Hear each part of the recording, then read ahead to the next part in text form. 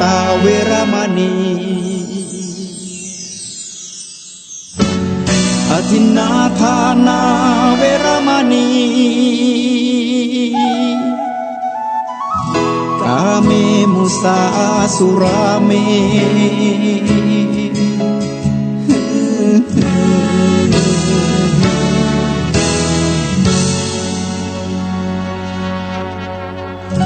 ศีลคือข้อห้ามธรรมคือข้อให้พุทธองค์ตรัสไว้ชี้ทางใจให้ภาคเพียรเบญจศีลเบญจธรรมท่องจำสมัยเราเป็นนักเรียนธรรมะไม่เคยแปรเปลี่ยนแต่เรายังจำได้ไหม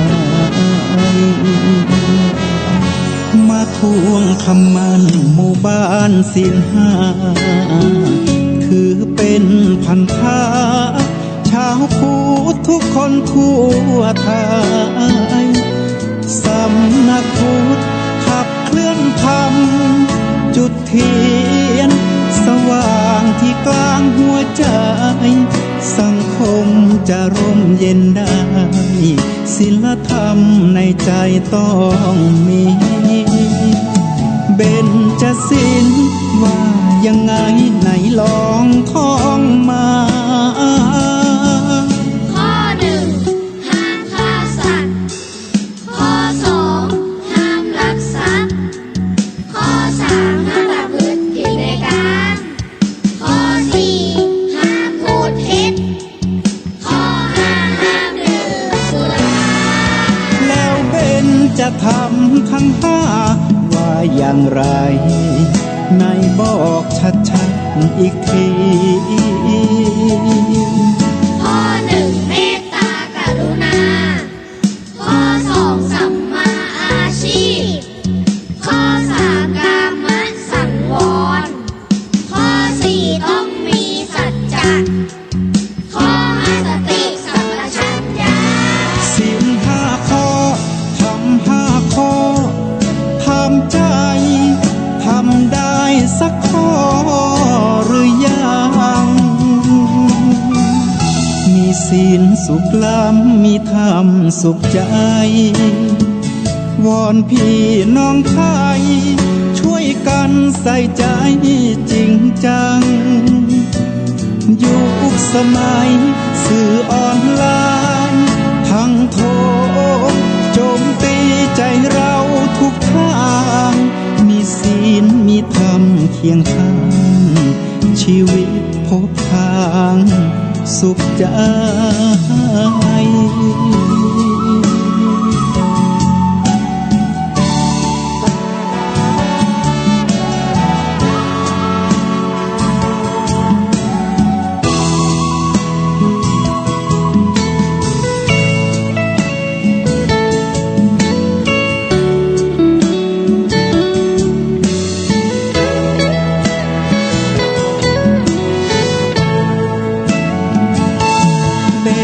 จะศีล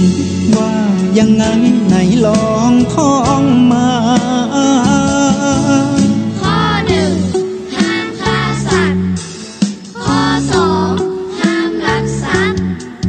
ข้อสามห้ามประพฤติผิดในกามข้อสี่ห้ามพูดเท็จข้อห้าห้ามดื่มสุราแล้วเบญจะทำทั้งห้าว่าอย่างไรในบอกชัดๆอีกทีข้อหนึ่งเมตตากรุณาข้อสองสัมมาอาชีพข้อสามกามสังวรข้อสี่ต้องมีสัจจะข้อห้าสติสัมปชัญญะ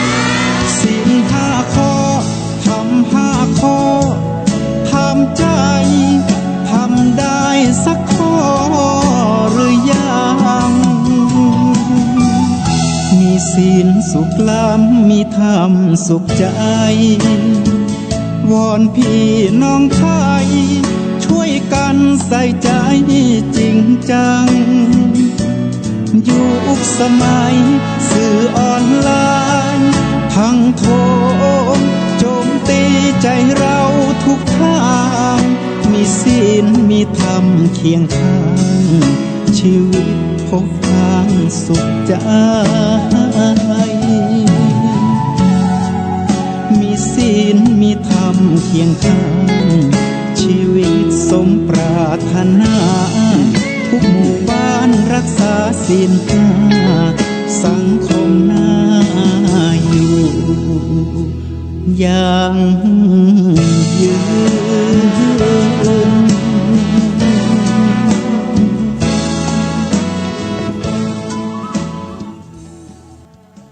ขอยกมือ10 นิ้วกราบนอบน้อมอย่างพระติรัตนเกี่ยวเจ้าประการอันมีพระพุทธพระธรรมพระสงฆ์อันเป็นสรณะที่เปิงตีเคารพนับถืออันสูงสุดในชีวิตขอกราบคารวะแตบไตไวสาปารมีธรรมพระเดชพระคุณหลวงปู่พระเทพโกศลที่ปรึกษาเจ้าคณะภาค7เจ้าอาวาสวัดศรีโสดาพระอารามหลวงตำบลสุเทพอำเภอเมืองจังหวัดเชียงใหม่พระเดชพระคุณหลวงพ่อท่านเจ้าคุณพระเทพปริยัติเจ้าคณะจังหวัดเชียงใหม่เจ้าอาวาสวัดเจ็ดยอดพระอารามหลวงตำบลจางเผือกอำเภอเมืองจังหวัดเชียงใหม่พระมหาเถรานุเถระเจ้าคณะพระสังฆาธิการภิกขุสงฆ์สมณเณรจุตนจุองค์ด้วยความเคารพขอเจริญสุขเจริญปอนปอออกไม่ออกศรัทธานาบุญพุทธศาสนิกชนทุกท่านขอน้อมต้อนรับทุกท่านเข้าสู่รายการพิเศษในโอกาสวันธรรมสวนะวันพระวันศีลวันนี้เป็นวันพระวันศีลเดือน12เหนือออก8ค่ำก็เป็นประจำกู้วันพระวันศีลตั้งแต่เวลาประมาณ13 นาฬิกาไปจนถึง15 นาฬิกาก็จะได้พบได้ปะกับรายการพิเศษฟังเทศน์ฟังธรรมในโอกาสวันธรรมสวนะในสถานการณ์โรคระบาดโควิด-19 ก็ได้จัดโครงการเพื่อให้ญาติโยมศรัทธาได้ฟังน้ำฟังธรรมกันอยู่บ้านอยู่จองเพราะว่าการจะไปฟังเทศน์ฟังธรรมกันที่วัดก็บ่ค่อยสะดวกเพราะต่างมาตรการการป้องกันโรคระบาดก็ต่างราชการไปอย่างใจอยู่ถึงแม้จะผ่อนคลายไปเป็นบางที่บางแห่งผ่อนคลายลงไปพ้องแต่ก็ยังอยู่ในช่วงของการป้องกันและจังใหม่เฮาก็ยังสถิติขึ้นลงบางวันก็พรวดพราดขึ้นมาสูงบางวันก็ลดต่ำลงก็ยังจำกัดให้เป็นพื้นที่สีแดงอยู่ดังนั้นต่างตุลงพร้อมกับร่วมกับต่างสถานีวิทยุวัดฝ่ายหินตำบลสุเทพอำเภอเมืองจังหวัดเชียงใหม่ในเมตตาของท่านเจ้าอาจารย์พระครูสมุวิศวัตรวรกิจโจก็ได้ร่วมกันจัดโครงการพิเศษในโอกาสวันพระวันศีลเพื่อนำสาธุชนญาติโยมไหว้พระนบธรรมสมทานศีลฟังเทศน์ฟังธรรมตลอดจนได้ร่วมกันสวดกรรมฐานแล้วก็ทำสมาธิแผ่เมตตาตามแบบเบาโบราณเหมือนดังที่เฮามาวัดมาวากันวันนี้ตั้งแต่ตั้งแต่เจ้าเป็นต้นมาฟ้าฝนพระพิรุณตกลงมาอย่างนักน้ำฟ้าน้ำฝนอย่างที่วัดนี่แต่เจ้าโอ้น้ำประท่วมหัวแม่เท้าสุมาเตอะท่วมหลังตีนน้ำระบายบัตันตอนนี้ก็ยังยวงมอกสุยๆอยู่แต่น้ำระบายไปหมดเรียบร้อยแล้วก็หลายบ้านหลายจองก็เดือดร้อนกันน้ำฝนท่วมขัง แต่ได้ก็ตามมันถึงหน้าของเปิ้นละก็อดทนเอาเปิ้นบ่ตกเฮาก็เสาะหาเวลาเปิ้นตกมาก็เป็นเวลาของเปิ้นก็อดทนเอาก็เดียวมันก็แห้งไปแล้วก็ในช่วงนี้เข้าสู่ในช่วงของประเวณีเดือน12เข้ามาได้7 วันแล้วเนอะกูคืนเขาจะได้ยินเสียงมาเฮามาหอนตำบ้านตำจองแวดบ้านแวดจองก็ดวงจิตวิญญาณบรรพชนบรรพบุรุษเฮาได้มาเยี่ยมมาเยือนมาแอวบ้านแอวจองกันดังตีคตินิยมความเชื่อกันดังนั้นเปิดถึงมีการทำบุญสุนทานกันมาได้7 วันมานี่แล้วเนอะวันนี้วันพระวันศีลตัวศรัทธากรรมตานขันเข้าขันน้ำมาตานสังฆทานโดยไม่รอโดยบรอวัน12 เพ็งเพราะ1คนหลาย2การไปมาก็ประเด็นก็ต้องป้องกันตัวดังนั้นเพิ่นก็ทยอยกันมาฉะนั้นญาติโยมทั้งหลายเฮาเด้อไปจะตานหาป่อหาแม่จะตานหาพี่หาน้องญาติกาวงศาคณะญาติ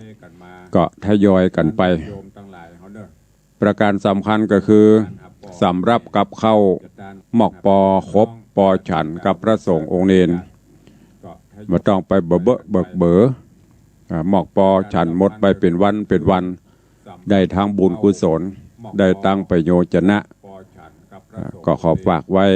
และก็ถ้าเป็นสถานการณ์ปกตินี้แต่ละวัดแต่ละวาเปิ้นก็จะเริ่มตานเข้าสลากพัดสลากโจกสลากย้อมอย่างละปูนเนี่ยที่วัดหลวงละปูนกู้ปีเปิ้นจะมีการตานสลากรองสลากย้อมแต่ปีนี้ก็ต้องยกเลิกไปหลายวัดหลายวาต้องปฏิบัติตามมาตรการป้องกันโรคระบาดดังนั้นก็ทยอยกันไปเอาเนอะแต่ต่างสถานีเฮาก็เปิดโอกาสให้สาธุชนญาติโยมได้ร่วมโมทนาบุญไผ่จะร่วมบริจาคปูจากันเทศกันธรรมตลอดภาษาก็ได้หรือจะบริจาคกันพิเศษในวันเดือน12 เพ็งก็ได้หรือจะร่วมทุกวันพระวันศีลก็ได้โดยเฉพาะแห่งกรรมตุลุงก็จะได้เอารายนามรายชื่อมาประชาสัมพันธ์ให้แห่งกรรมว่ามีไผ่ผู้ใดที่เปิ้นให้เปิ้นหอมปูจากันเทศตลอดภาษาปูจากันเทศเดือน12 พ่องก็จะได้ประกาศเนอะช่วงนี้ก็ตอนนี้ไปตักตายกันต่างหน้าใหม่สักกรรมต่างอันเวทสักกรรมเนาะเดี๋ยวเขาก็จะได้ตักตายใต้รายการนี้ต่างหน้าใหม่ขอต้อนรับท่านเจ้าลูกเนนสามเณรคำผ่อนเจ้าบนหน้าหนาวที่แล้วกำลังรับชมรับฟังอยู่เจริญปอนพี่หมอมัทนาอัมพันธ์เนอะกำลังเข้ามาชมโยมปีจัญญาฟองซักโยมปัทมาแจมโรแล้วก็ปเลี้ยงธนวัฒน์แม่เลี้ยงทัดพิชาสุสิงคำก็กำลังติดตามรับชมรับฟังอยู่ทางเฟซบุ๊กไลฟ์ของวัดวังสิงคำแล้วก็ของ104ธรรมะคลายเครียดของวัดฝ่ายหินแล้วก็ญาติโยมเฮาที่เข้ามาแล้วก็กดแชร์เนอะแชร์บุญแชร์เสียงธรรมสู่กลุ่มเพื่อนๆวันนี้วันพระวันศีลจะได้ฟังน้ำฟังธรรมกันทั่วถึงตัวก็ตอนนี้ไปเจิญทุกท่านกลั่นจิตให้ใส่กลั่นใจให้สะอาดไผ่มีดอกไม้ทูบเทียนก็ยื่นโยงองค์การเนอะยื่นโยงองค์การเอาอยู่บ้านก็ตั้งขันดอกขันดวงเตรียมน้ำหยาดเหมือนอย่างเฮามาวัดดังจิตตั้งใจจะได้สมาทานฟังน้ำฟังธรรมตุลุงกับเพรียนักแกเนอะวันนี้นะรู้สึกสลืมสลือเหมือนกันเพราะตั้งแต่ตะวานี้ช่วยกันตั้งแต่เมื่อเจ้าทาสีรองพื้นลานวัดตัวนอนลานวัดมาตอนก็ไปศพลูกศพมาก็ลุยต่อ จนพวกค่ำยังบัดตันแล้วเตื้อวันนี้ก็นึกว่าจะได้ทาสีจริงแต่ว่านี่เป็นรองพื้นวันนี้ว่าจะทาสีจริงฝนตกลงมาอย่างแล้วตั้งแต่เจ้าก็ดูศาลาตอนนี้ช่างไฟกำลังติดตั้งไฟบนอาคารดาดฟ้าอยู่ยังไม่ได้ซักงีบเลยนะยังไม่ได้เข้าเฝ้าพญาอินทร์ด้วยก็มันห่างมากต้องรอมาเตะธรรมญาติโยมศรัทธาเพราะฉะนั้นจะง่วงหน่อยตาจะปลือแต่ไม่เป็นไรอดทนได้อยู่โยมแม่เท่าบัวเงินกำลังเข้ามาชมอยู่จะอนุโมทนาเนอะเอาละจุดธูปจุดเทียนเนอะใครมีธูปมีเทียนก็จุดตามปุจจาไฟไหว้พระบ่มีก็เป็นยังตามเตียนตามอย่างก็ระมัดระวังตัวจะไปประมาทตอนนี้ไปเขาจะได้เข้าเฝ้าองค์พระผู้มีพระภาคเจ้าเนอะจะได้เริ่มไหว้พระสมทานศีลเป็นลำดับไปณโอกาสบัดนี้ เชิญทุกท่านกล่าวคำบูชาดอกไม้แล้วก็ไหว้พระพร้อมกันเนอะอิมินาสการเรนะพุทธังอภิปูชยามะอิมินาสการเรนะธัมมังอภิปูชยามะอิมินาสการเรนะ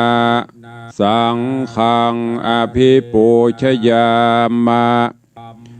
อะระหังสัมมาสัมพุทโธภควาพุทธังภควันตังอภิวาเทมิสวาคาโตภควตาธัมโมธัมมังนามัสสามิสุปฏิปันโนภควโตสาวกสังโฆสังฆังนะมามิหันธมะยังพุทธัสสะภควโตบุพภาคณมกาลังกะโรมะเสนะโมตัสสะภควโตอะระหะโตสัมมาสัมพุทธัสสะนะโมตัสสะภควโตอะระหะโตสัมมาสัมพุทธัสสะนะโมตัสสะภควโตอะระหะโตสัมมาสัมพุทธัสสะอิติปิโสภควาอะระหังสัมมาสัมพุทโธวิชาจรณะสัมปันโนสุขโตโลกวิทูอนุตตโรปุริสะธรรมัสสารถิสัทธาเทวมนุษย์สานังพุทโธภควาติสวาคาโตภควตาธัมโมสันติติโกอากาลิโกเอหิปัสสิโกโอปัญญิโกปัจจตังเวทิตาโปวินยูหิติสุปฏิปันโนภควโตสาวกสังโฆอุชุปฏิปันโนภควโตสาวกสังโฆญายะปฏิปันโนภควโตสาวกสังโฆสามิจิปฏิปันโนภควโตสาวกสังโฆยะติทางจัตตาริปุริสายุคานิอัฏฐปุริสาปุคลาเอสะภควโตสาวกสังโฆอาหุนโยปาหุนโยทักขินโยอัญชลิกาลนิโยอนุตตรังปุญญเขตังโลกัสสติ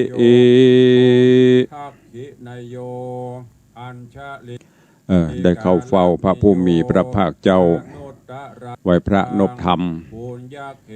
ตามเตียนจุดธูปจุดเทียนปูชาไฟไหว้พระแล้ว ตอนนี้ไปเจิญถูกท่านเนอะได้ตั้งจิตตั้งใจสมาทานรับศีลข้อวัดปฏิบัติเบื้องต้นหลักแห่งการสิทธิแห่งสันติสุขของมวลมนุษยชาติณโอกาสบัดนี้ นะโมตัสสะภะคะวะโตอะระหะโตสัมมาสัมพุทธัสสะนะโมตัสสะภะคะวะโตอะระหะโตสัมมาสัมพุทธัสสะนะโมตัสสะภะคะวะโตอะระหะโตสัมมาสัมพุทธัสสะพุทธังสรณังคัจฉามิธัมมังสรณังคัจฉามิสังฆังสรณังคัจฉามิตุติยามปิพุทธังสรณังคัจฉามิตุติยามปิธัมมังสรณังคัจฉามิตุติยามปิสังฆังสรณังคัจฉามิตติยามปิพุทธังสรณังคัจฉามิตติยามปิธัมมังสรณังคัจฉามิตติยามปิสังฆังสรณังคัจฉามิปานาติปาตาเวระมณีสิกขาปะตังสมาติยามิอตินนาตานาเวระมณีสิกขาปะตังสมาติยามิกาเมสุมิจฉาจาราเวระมณีสิกขาปะตังสมาติยามิโมสาวาตาเวระมณีสิกขาปะตังสมาติยามิสุราเมรยะมัชฌะปมาทัฏฐานาเวระมณีสิกขาปะตังสมาติยามิอิมานิปัญจสิกขาปตานิสีเลนะสุขติงยันติสีเลนะโภคะสัมปทาสีเลนะนิโพติงยันติตัสมาสีลังวิโสทะเยได้ไหวพระได้สมาทานศีลเป็นที่ปริปุณังไปเรียบร้อยตอนนี้ไปก็จะได้ฟังพระธรรมเทศนาในเรื่องจักกาข้างคำอันลำดับมาถึงกันทวนที่8ผูกทวนที่8แล้วเนอะโอ้น้อมถวายการต้อนรับท่านเจ้าจันทร์พระครูสถิตเจติยรักษ์เนอะได้เข้ามาติดตามรับชมรับฟังต่างเฟซบุ๊กไลฟ์กราบสาธุเหมือนเดียวกันครับเจริญปอนต้อนรับคุณโยมจักรพันธ์พุทธวงศ์เนอะวันนี้วันพระวันศีลก็ได้มาฟังน้ำฟังธรรมตัวหมูตังลำปางตังเจียงไฮ้ฝนตกก็ฮะวันนี้ให้ตกทั่วกันหมดเนาะแล้วก็มีศิลปินชื่อดังพี่ไอใจเพชรชยาหรือนิกเนมตีเฮาหูจักกันไอเบิ่มการันตีตะกี้ก็หันป้นไลฟ์สดไปกำเข้ามาฟังน้ำฟังธรรมวันนี้กราบสาธุครับเจริญปอนเด้อเบิ่มเด้อก็ฟังกันต่อเนาะในเรื่องจักกาข้างคำก่อนที่จะฟังผูกทวนที่8ก็จะได้เอาผูกที่7เรื่องราวในตอนที่แล้วมามาจ่ามาคือได้รับฟังกันก่อนมิเช่นนั้นลืมพะยะค่ะ มาเหลือเตดประเดี๋ยวนี้ก็เดียแหมสกรรมถามลืมไปละโอ้ตัวลุงทำจักกาข้างคำนี่นะม้วนโนมีสาระคติถึงไหนละอุ้ยอุ้ยก็ลืมไปละ ขณะย่ำข้ามคืนได้น่ะลืมมันนะอันนี้ได้7 วันล่ะมันบ่ลืมเพื่อมันโหไปกันเนาะถ้าใครลืมนะการลืมง่ายๆนะเตื่อมกันทำถ้าบ่ใส่กันทำนี่มันจำไปได้เหมือน โอ้เข้าตัวเก่าไก่ที่ไหนมาคว้าเข้าองค์อันนี้โอเล่นไปแล้วเนอะถ้าใส่ก็ดิ้งปูจากันทำมีหลายไม่อุ้ยหลายพ่ออุ้ยหรอเปิ้นซื้อออมสินไว้กับมันกับแป้งคนเดียวกัดดูเจ้านะโมขลักปัก5 บาท เพราะเมื่อใดบอกว่ามันจะเต็ม5 บาทนะโยมพี่จันสายแปลงหลวงโยมพลอยใจดีฟังธรรมเนอะกำลังเข้ามาไปเปิดว่าเว็บประกอบนะโมหายเสพนะอันจะฟังบ่หูเกาบ่หูป่ายถ้าติดตามถึงวันถึงทุกวันพระนี่จะได้หูเอาใส่ถุงเสื้อให้ไปตัวไปได้ทุกที่ธรรมเทศนาอย่างปีตายตุลุงทองเพิ่นว่าไปได้หมด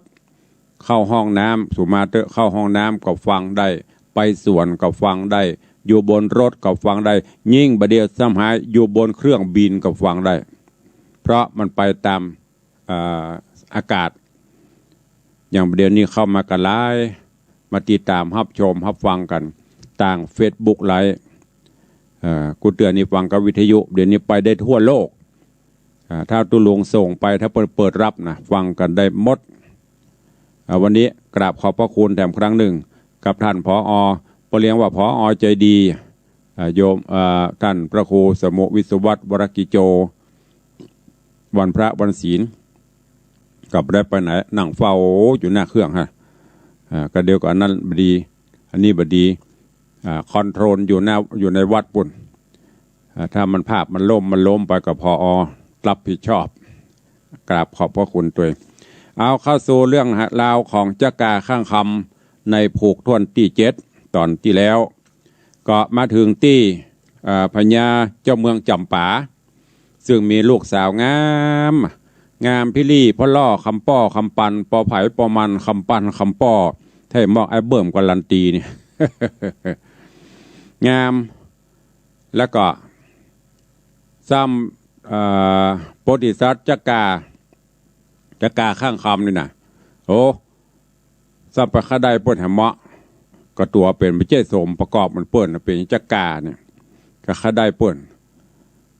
ซ้ำไปปอเมื่อก่อนวันก่อนลูกสาวพ่อพญาเปิ้นมาเยี่ยมมาชมมาแอวพ่อมาหอละศพพี่อ้ายข้างคำนี่ก็ซ้ำไปไต่เสาแดบขึ้นไปตัดหน้าเปิ้นเอาห่างไปเลี้ยเอาห่างไปเปิ้นห้องอย่างเอาห่างไปจิ ตำแก้มตัวอย่างเปิ้นเทพทิศแม่ธิดานี่ก็ว่าอย่างน้องไปโคนไปกับนอปโตจะโดนตัดหัว7 ชั่วโคตรนะอันนี้มันเป็นอย่างพอปิกมากับข้าได้แหมเลยใจแม่ไปขอแม่ก็จวนปอแก่ไปตัวป้อพญาป้อททรบกองคอยังบ่ขอไปขอลูกสาวเปิ้นมิ่งก็คือโกรธนะเข้าสู่เป็นภัยข้าเป็นภัยสู่โมโหจักกะโมโหจักหัวตัวเก้าจะปุดจากบ้ากะมาขอลูกสาวข้าได้เต็มทีกะได้กะไปแปลงลินคำเนอะแปลงขัวคำเป็นขัวคำลินคำเนี่ยจากบ้านเสียวปุ้นเอามาถึงในปราสาทราชวังกูนี่มีกำหนดให้20 วันเนอะแปลงเป็นทองคำทั้งหมดบอกว่าจะเป็นเสาบอกว่าจะเป็นฝากเป็นปูอย่างนั้นเอาเป็นคำมาหมดเลยถ้ามันมาถึงที่ได้ข้าจะยกฮื้อเหรอเอาละกับนี่ จะเนี้ยจะได้ความพยายามอยู่ที่ไหนความสำเร็จอยู่ที่นั่นอ้ายข้างคำตุกตะจักราข้างคำพอได้ยินแม่ปิ๊กมาบอกจะอีมันจะเหลือไปที่ไหนแต่จะเนี้ยจะได้นี่หรอแปลงหาวิธีการสปันนับตั้งแต่ไปเอาคำที่ไหนจนกระทั่งพญาอินทร์แถลงเปรตเป็นข้างข่าวหูข่าวบ้านเฮาห้องอีกบ้างก็เตรียมขี้เป็นคำเอามาไข่ใส่หลวงไว้โคตรขุมเอาจนฮึอันจักราเนี่ยขี้ออกมาเป็นคำได้7 ขุมโหยังมีอยู่โคตรเพิ่มแหมเป็น9 ขุมเต็มขุมมาล่ะ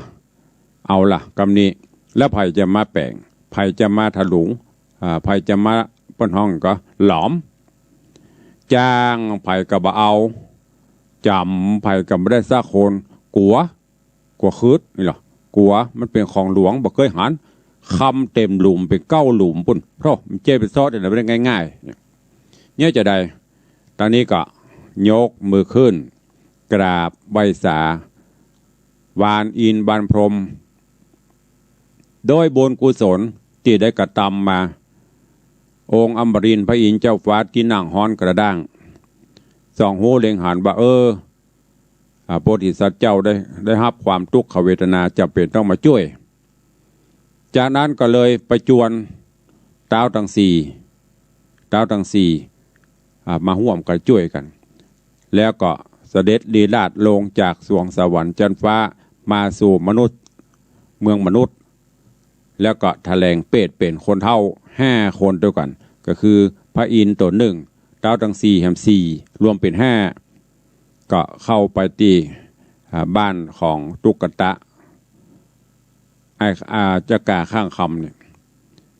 พอไปหันกับไปถามสารทุกข์สุขดิบกันก็หรอถ้าเอาไปทำมาขอสมัครเนี่ยการตุกตะก็บอกโอ้มีกาการนะพอโตกำลังต้องการอยู่พอดีโอ้จะให้เขานี่อย่างนี้เท่าแล้วนะมีแห้งนะเฮ้ยหรอโอ้มันยังมาเป็นยังได้อยู่หลอม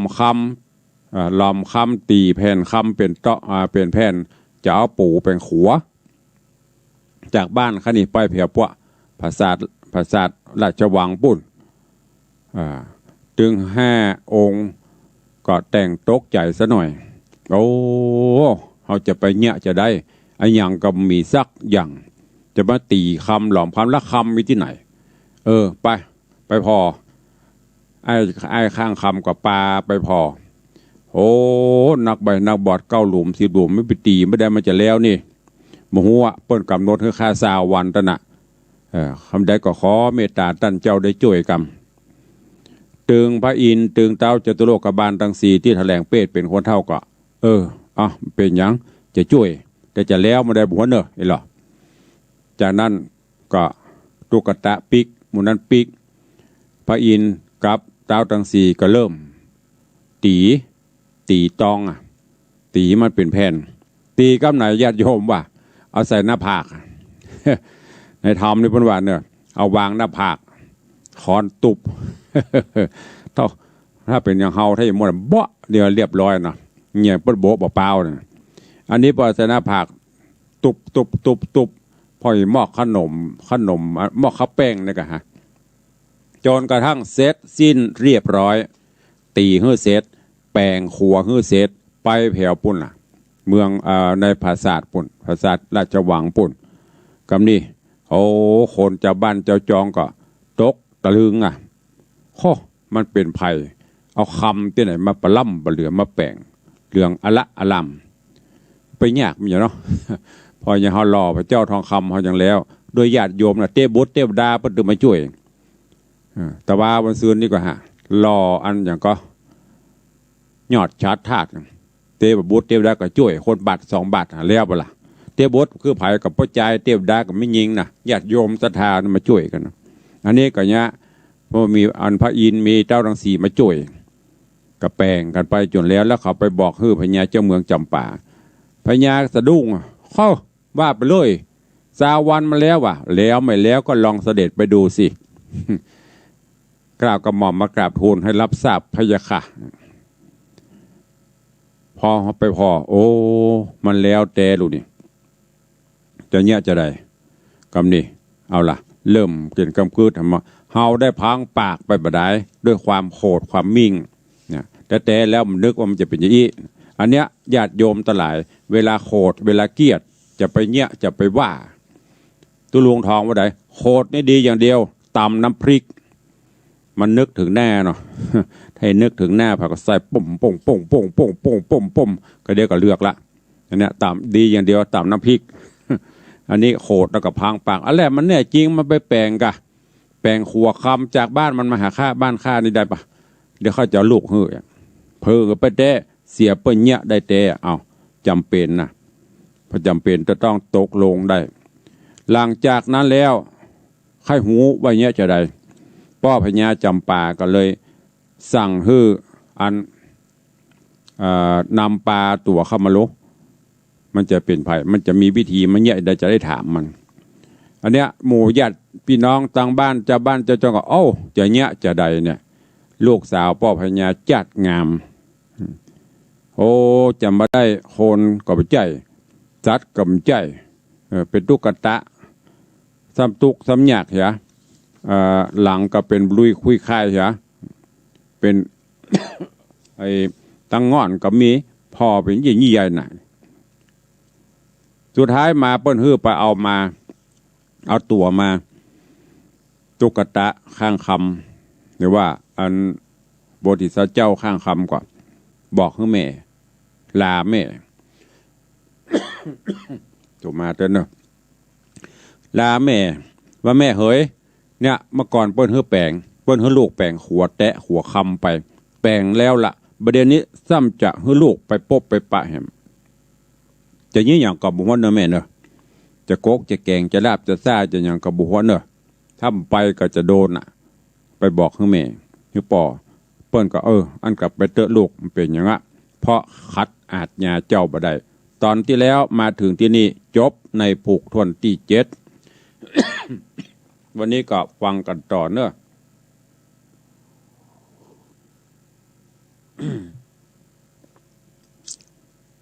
ในผูกทวนที่8จักกาข้างคำเรื่องราวจะเป็นจะได้ก็เชิญทุกท่านเนอะได้สดับรับฟังแล้วจากนั้นก็จะได้นำปาทุกท่านสวดกรรมฐานทำสมาธิภาวนาเดินลำดับไปในตอนนี้ก็ตั้งเฟซบุ๊กมีโยมมงคลวงร้อยโยมแม่เลี้ยงศรีวันปันทวงศ์กำลังเข้ามาชมแล้วก็มีโยมมงคลวงร้อยเข้ามาตัวเชิญทุกท่านเนอะตั้งอกตั้งใจฟังในผูกทวนที่8ว่าหลังจากแปลงขัวก็แปลงแล้วแทนที่จะฮื้อเฮาบ่ฮื้อเตื้อห้องเฮาเข้าไปในวังแหมจะมีอะไรต่อไปติดตามรับฟังกันได้ณโอกาสบัดนี้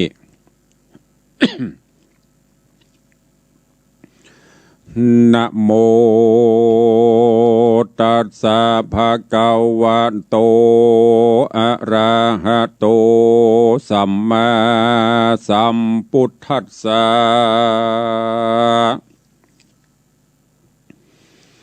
ตะตาลาจาตังวะจะนังตุขะโตกุมาระเสตุงกัตวะเมธิตรังญาจาสิติสัทธโวดุราสัพปุริสะตังหลายตั้งยิ่งใจมวลหมู่อันทาอยู่ฟังธรรมต่างพาทัดนาน้ำไฟหอยใครชื่นจ้อยเจยบานจริงเฮือตานบอกขาดบอกประมาทฟังธรรมจุงดาจำติดต่ออย่าขาดคอบทได้จักไขก่าวจี้เฮือหูทีตามมีบัดนี้และนาตะตาในกาละนั่นใส่เต้าตนเต้าไทยจำปาการอ้ายข้างจาหนุ่มเดามากมเกลาอันจุลีก็ไขวัดดีโอกาสเป็นกรรมหาวหาดฮึกหานว่าดูราอ้ายกุมารหนุ่มน้อ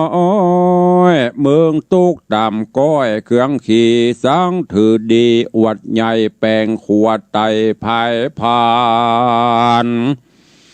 มาขอสะหลีสุพันลูกน้อยเป็นกู้หอยจาญากูละจาตาวราชหูแจ้งขวาดเต็มหู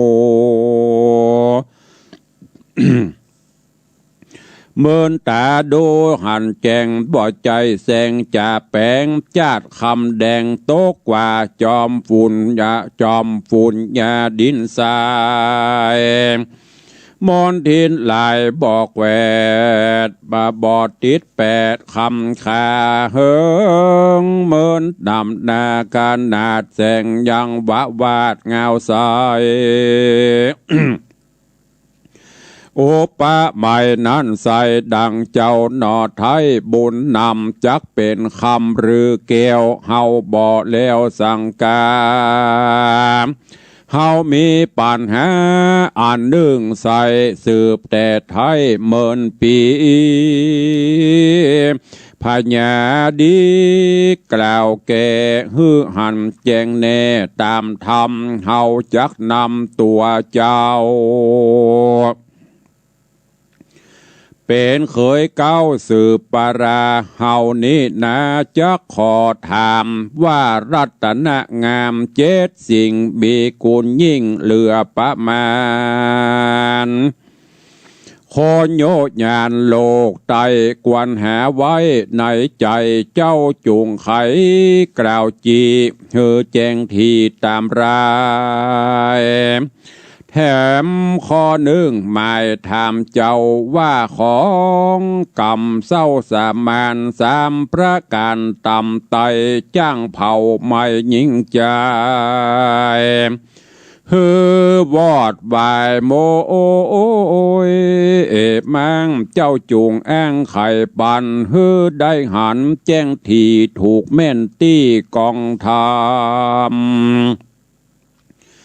ที่นานเจ้าหนอดเนาปุถธาหรือไอ้ข้างจาหน่อยนาดก็อภิวาทโทนสารว่าข้าแด่ตนผู้บานเป็นเจ้าเอาผู้โอเปเอ็นเก้าเวียงใจอันว่าปัญหานี้ใส่ลำเลิศเป็นธรรมผาเสดนำนาบอกวันจักเดสนาดีต่ำกวนเป็นกากจักเป็นการคำย่ำประเวณีกวนแปงอาจญาดีผ่องแผ้วเฮาจักเดสนาแล้วแก้ปัญหาพญาจำปายศอาจก็ฮืออำมาตนาอัมมายังอาจสานาเต้นแก้วอันงามผ่องแผ้วแนะนำนอหอคำน้อยนาดก็คืนนั่งธรรมาเตสนาว่าข้าแด่มหาราชเจ้าตนเป็นเก้าเจ้าเมืองอันว่ารัตนเรืองเจ็ดสิ่งมีก้ายิ่งนานำบ่ใจเงินคำมุกมาดบ่ใจเกี้ยวอาจกุนทนบ่ใจเครื่องประดับตนหลายแหล่บ่ใจยศลาบแห่ลำลายบ่ใจงัวควายมาจ้างบ่ใจให้นากวางสุตาหาสิ่งนี้นาคนน้อยใหญ่เอาประดับใส่ในตนจักเป็นมงคลลำเลิศป่าฮือเกิดสวัสดีดังบาลีแต่เก่าได้บอกเล่าใครมา คือศรัทธาลัตตะนังผ่องแผ้วยังเชื่อยังแก้วดวงดังดวงแก้วทั้งสามเชื่อในพระตนงามพุทธเจ้าตนเป็นเก้าสัพปัญโยโลกาวิตูตรัสโลบ่มีภัยอู้ไข่ปานหากหูจุอันพับจอดหูแจงรอดดังธรรมยังเชื่อกรรมบุญบาปอันกระยาบนานาเชื่อว่าสัตตามวลหมู่อันข้างอยู่สงสารได้เจยบานดันเล่าย้อนบุญเก่าได้สร้างบ่ห่างล่างตัวตาน ได้ตุกหวานฮ้อนไม่ย้อนบาปไล่ปามีศีละรัตนังรักษาศีลสีสะอาดบ่ฮือขาดมัวดำศีลจักนำหือใดสุขโลกใดเมืองคนแม่นว่าโตโหนมวยแม่งจากโลกกว้างโลกาศีลจักป่าไปลอดเบียงแก้วยอดเนลาปานได้สำลานคำเจ้าบอกหูแก่เท่าจะลาจะแลนาหิริลัตนะตานังหูละอายต่อบาปตังกระยาบเว้นเนกองบอดีหม่นเศร้าบ่เอาเข้าหาตัวโอตปะลัตนัง โอตปาลัตตนังมีความสะดุงต่อบาปกัวกรรมหยาบจากกาหยาบมัวดำพระโหสุตารัตนังจุงมันฟังธรรมพระเจ้าแล้วเก็บเข้าใส่ใจเป็นแก้วใส่ผาเสดบาฮือเกิดโมองค์กรนำเอาตัวโตปนจากต่างทุกข์ยากสงสารจากขรัตนังมีใจบานจื่นจ้อยดอกบ่ตำกอยมองขีเข้าของมีหน่อยมากได้บริจาควางไปยามมีภัยบังเกิดได้ไม่เดือดเลือลายแก่ยิงใจหนุ่มเท่าทุกโศกทุกโศกเศร้าขอเครื่องขี่คือมีอัคคีไฟไม่หรือเหือนใต้บำวายหรือน้ำท่วมหนองไหลล้นหลากบ้านเหือนหากเปปังกวนสละยังเข้าน้ำบัตูพร่ำเจียงจีนของกวนกินกวนใจหรือคนยากไรมาจูกวนอินดูไฟหอยมีของมากน้อยปั่นไปเป็นบุญใส่แผ่กว่าอ่างดังต้าตั้งสากรหรืออัสดรมาเกี่ยวขี่คามแดวส่งสารเถิงนิพพานสุดยอดตุกดับมอดหายเนปัญญาลัตตะนังมีปัญญาดีล้ำยิ่งหูจุสิ่งต่างธรรมหูต่างดำเป็นโตดต่างเป็นประโยชน์กับตนจักเป็นมงคลประเสริฐปาหือเกิดเจยบานปัญญาญาณหูแจ้งเป็นเก้าแห่งสุขีปัญญาเดขวาดหูเตี้ยงนำไปสู่สวรรค์ขอเต้าหอจันยศใหญ่จำใส่ไว้เป็นหมายและนาอันว่าปัญหาแถ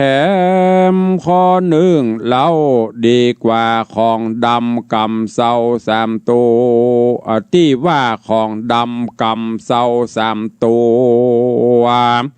กวนดีกว่าขะอย่าจุมนักปราดกล่าวไว้คือหากมาได้ราคะตัณหาไฟตัวนี้นาเอาไม้เผาคนหนุ่มเท่าคืนวันเป็นไฟบ่มีควันเต้ใส่ฮ้อนเอาไม่เหลือแหงอันว่าฐานไฟแดงว่าฮ้อนนักหน่วงค้อนเลือดลายถูกต้องกายคนเฮาก็ฮ้อนบะเต้าฮ้อนเบาๆนักแก่ก็ฮ้อนแต่หัวตีเอายา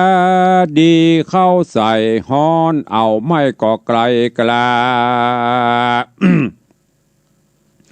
ส่วนว่าไฟตันหานี้โสดฮ้อนบ่โหดเลือนลายคนยิงใจโลกไตถูกต้องใส่ตัวมันจักฮ้อนคืนวันคำเจ้าขอมหาสัจเจ้าขวาดหูดังขาอู้จาคายบทธาตุใบนั้นใสคือความโคตรไม่โกธามักปาลาใบบอดบ่เกิดฮอดอเวจีมักจักตีบ่ไว้อย่าบุบต่อยใส่ของเสียตีลูกเมียพ่อแม่ด่าเท่าแก่ตานายเหตุโกธาลายเป็นเก้าดำกำเศร้าปูนพานคนส่งสารโลกไตหากตัดได้โกธาชื่อว่าพูดนั้นนาพาเสดบาฮือเกิดสวัสดีขอบุญเมตเต้าไทยจุงใดจุงจำไว้เป็นตราแถมบดนึ่งชื่อโมหาใบบอดบ่เกิดหลอดตาอ้างเดมแม่กูนาป้อแม่มีไปหูมักลิงโลตัวคนย่อมเล่นโลนฮ้อนไม่คนโลกไตยิ่งใจหากภายมาหาลุ่มลงฮือโมคาจงมาครอบจักบ่หูขอบศิลธรรมย่อมเตียวต่างดำหยาบจ้ากะตำบาปกลานามนุษย์สาโลกไตอย่าได้เข้าไกลแบ่งแปลงปันฮือโมหาวันตัวเก่าฮือมีสติเล่ากับตัวมีใจ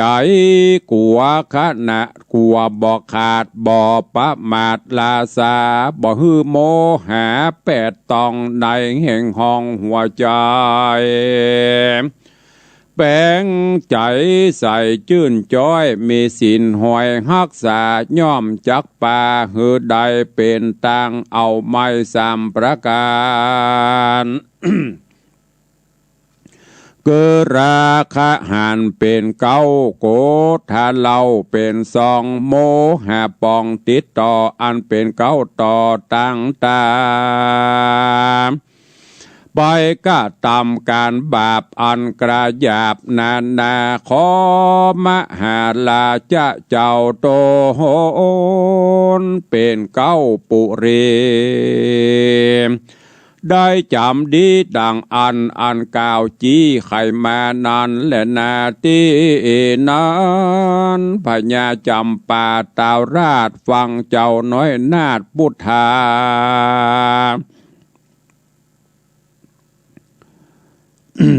แก้ปัญหานั่นได้ตนเต้าไทยห่อใจยังเครื่องใจบอดแล้วกับเจ้าหนอเกี่ยวข้างคำจริงไขกำกล่าวถอยว่าดูราอ้ายบ่าวน้อยข้างจ้าแถม7 วันมาไปนาเมืองอย่าจ้ามาสู่ยังที่อยู่ปุรีกูใครหันดีแจ้งทีว่าเมืองนี้คำใจจักมีเตจะหลายยกได้ยังธนูใหญ่กวนอามอันว่าธนูงามบ่พรสืบแต่ปูมอนปิตาหากเมืองบ่มาแล้วโสดจักมีโตถึงตายและนาตีนั้นไอ้บ่าวน้อยข้างคำได้ยินกำตันกล่าวฮ้อนพระเผาตั้งเตียงใจมืดผิงไม่มาดรีบอภิวาททูลสาจะอำลาเจ้าฟ้ารีบเตียวกว่าคืนสู่ยังที่อยู่แห่งตน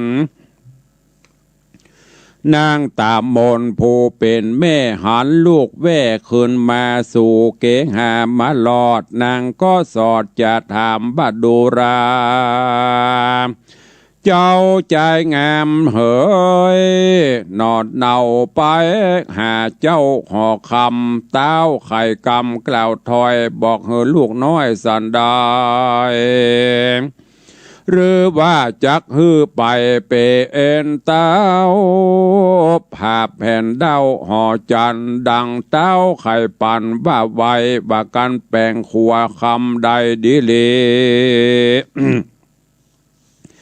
จักเอาลาจาบุตรีนอดเนาเป็นเมียเจ้าบัดเดียวจูงจะเลี้ยว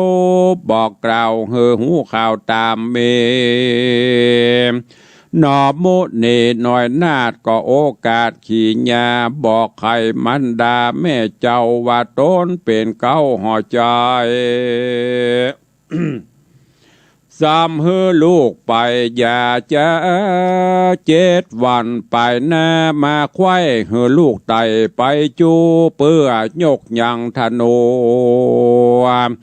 นักใหญ่พร้อมกับตาวราชไทยต่างเมืองโยธาเรืองต่างเตศอันว่าธนูวิเศษนั้นใส่กันไผ่ยกได้หนานา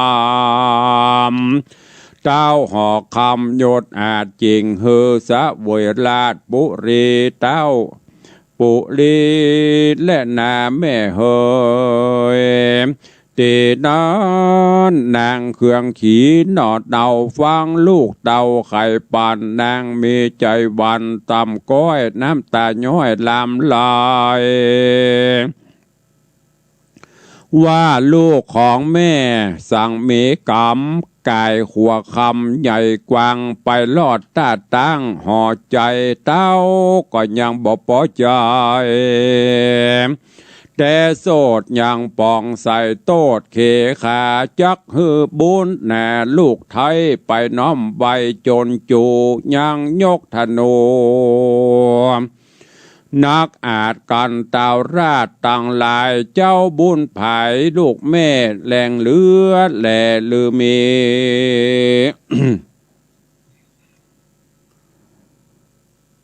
เล่าเครื่องขี่กำพระบ่เหมือนเจ้าฟ้าห่อใจจากยกธนูไหวเฟื่อนใดกำแต่ไทยสังจาเฮอสองเล่าราแม่ลูกแม่ลำบากแต่สองมองผ่านตุกเวียกการน้อยใหญ่บ่อดได้กระตำไป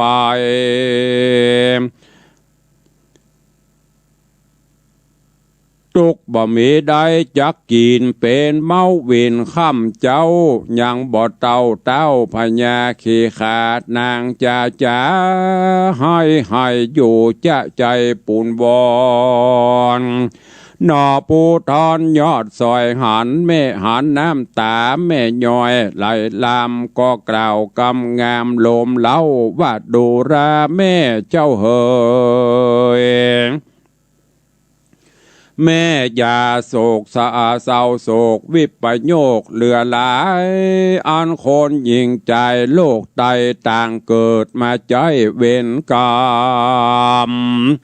อันได้กระทำแต่ก่อนมาไล่ตอนตัวตันฮือได้หันโป้นจัดนี้บ่อาจลีไกลกลาดังสองขาเล่าลาลูกแม่กำลายแหล่จางสร้างไว้มีแต่ไทยปางลางปาปะกังตอบใส่จริงตกให้เครื่องขี่เจ้าปุรีโยดอาจได้โอกาสเคขา เหตุนั้นหนาแม่เจ้าอย่าโศกเศร้าหนาดำเอากรรมทำกล่าวถอยมาจ้องหอยใส่ใจนอจอมไตหนุ่มน่าเอาจะล้มเล่าเก่าแก่บอกเฮอแม่ของโตนนางตาบนหน่อยนาดฟังโอกาสไขปานทุกโศกวันหลายหลากก็ตาดาก็คล้ายจากให้เน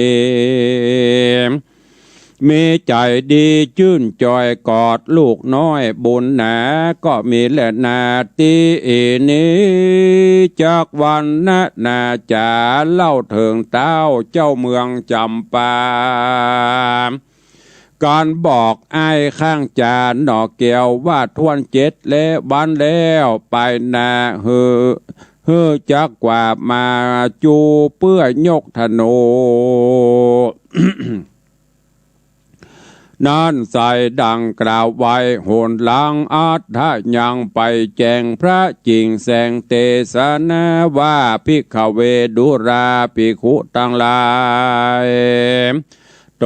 นเป็นสายอริยะเจ้าทุกคำเจ้าปั้มเป่งธรรมส่วนบัดเต้าหอกคำยศอาจก็โอกาสขีญาเฮอเสนาผู้ใหญ่หูแจงไข่เร็วปันว่าแถม7 วันหน่อไปนะเฮาจักต่อตาจนจูยกธนูนักอาจยกแล้ววาดยิงไปกันคนใดยกได้แล้วยิงถูกใส่ดอยผาผู้นั้นนะบ่เศร้าจักยกเป็นเจ้าแดนเมืองเหตุธนูเรืองบ่พรมีแต่เจ้นปูมอนปิตาไผบ่อาจสาจักอาจได้ยกหยาดยิงไปแถมประการในอย่านึ่งใส่ธนูนี้ใหญ่นักหนาคนยิงใจใหญ่น้อยนับอ่านร้อยหอมกันจากยกมันคล้ายจากเตี้ยงลำบากเหลือการคนมีสมปาน